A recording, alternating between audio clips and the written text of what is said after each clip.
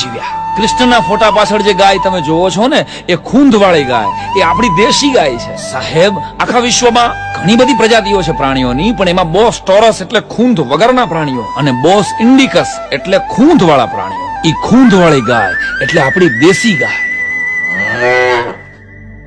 ગાયની આ ખૂંધમાં સૂર્યકેતુ નામની નાળી છે, જેની અંદર સૂર્યનું ગો નામનું કિરણ સમાવિષ્ટ છે, અને એના લીધે જ ગાયના દૂધમાં સુવર્ણ ક્ષાર છે. અને એટલા માટે જ મિત્રો ગાયનું દૂધ છે ને એ સહેજ અમથું પીળાશ પડતું છે.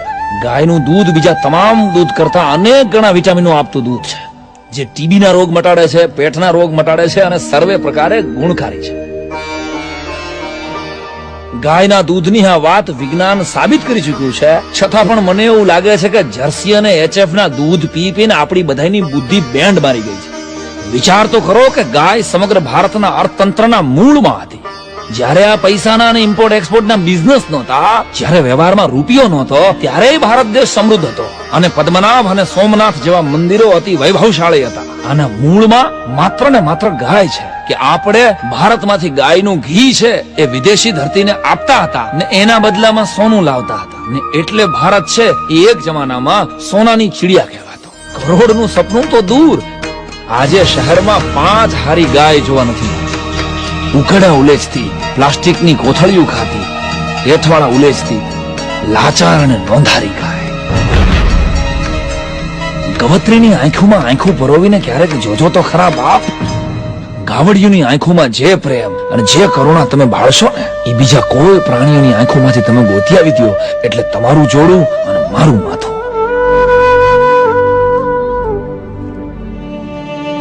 સાહેબ, કચરો ખાનારી ગાય સમગ્ર ભારતની પ્રજાને માત્ર એક જ સવાલ કરે છે કે મારો વાંક તો માત્ર એટલો જ ને કે હું હિન્દુઓની માં છું.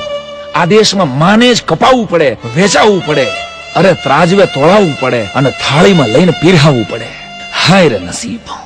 યાદ રાખજો મિત્રો, જે દિવસે આ ગાય પોતે ઈશ્વરને પોતાનું રાજીનામું માં તરીકે આપી દેશે ને, ત્યારે આ ધરતીનું એક પણ પશુ મારીને તમારી માં થવા માટે તૈયાર નહીં થાય.